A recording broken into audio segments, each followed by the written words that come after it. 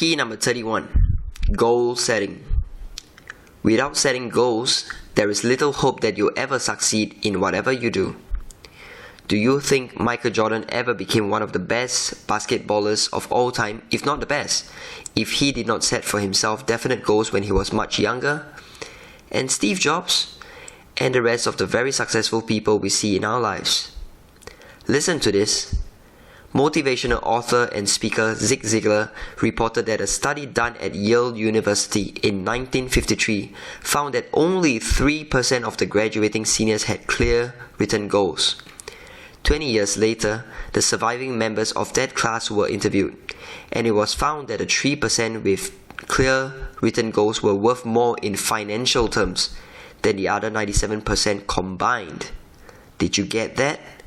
If you're convinced, allow me to show you how to set your own goals properly.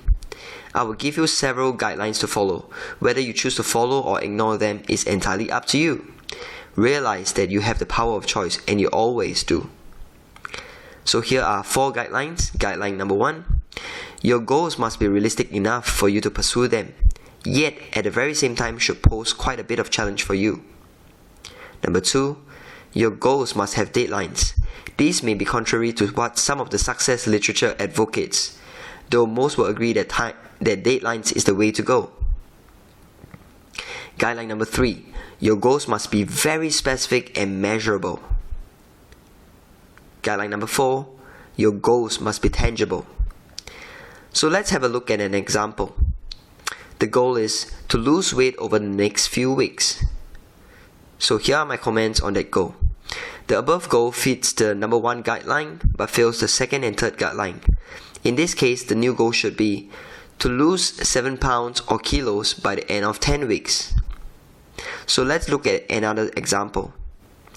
The goal: to do well for my coming exams. Comments: again, the above goal is a weekly formed one. After revision, the goal can be to achieve a minimum total of 300 points or 3 distinctions. Remember, your goals must be measurable. Let's look at another example. Goal: to make lots and lots of money next year. And here are the comments. Vague and weak, and all too common problem that people who set goals have. What about to have an extra 200,000 by the end of next year? Got the point? Just remember your goals must be specific and measurable. Now I'm going to touch on a very powerful technique to have your goals work for you. Many goal setting articles or teachers do not talk about this when they teach goal setting.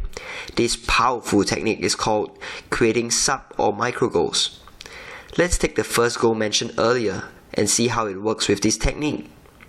To lose 7 pounds or kilos by the end of 10 weeks. Seems a little daunting, huh? Don't worry, I'm here to assist you. With such a goal, you need to break it down into smaller chunks that allow you to better focus. In this way, perhaps you can set a mini goal of losing your first pound or kilo by the end of 14 days and so on and so forth. Here's how it may look. End of 14 days, which is 2 weeks time, to lose my first pound or kilo. End of 28 days, which is 4 weeks time, to lose my second pound or kilo. End of 42 days, which is 6 weeks time, to lose my third and fourth pound or kilo.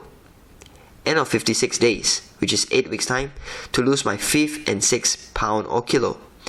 And at the end of 70 days, which is 10 weeks time, to lose my last and 7th kilo. Yeah! Now it should seem much more achievable and manageable, doesn't it? I'll give you another example to help. Let's use the 3rd goal mentioned previously now, which is to have an extra 200,000 by the end of next year. Here's a workable breakdown. Vending machine business profits, $6,000. Cash in on my stock assets, $10,000. Term deposit interests, $10,000. Sell my highly profitable idea to an investor, $20,000. Positive cash flow from my tenants, $20,000. Reduce my expenses, $24,000. Market my newly written book, $50,000. Close a big deal with a huge customer, $60,000. So when you total it up, you'll find that it's 200,000. Done. See how the goal becomes much more real and achievable when you break it up? Try it and see how it works for you. You might just find the results very surprising. You might like to know how Michael Jordan tops the list as top scoring basketballer. When a reporter interviewed Michael Jordan about how he managed and averaged 32 points per game, he said, "It's very easy.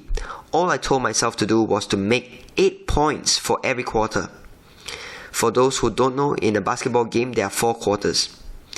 So he goes on to say, and simply just focus on that alone. Nicely done, Michael Jordan. So do this.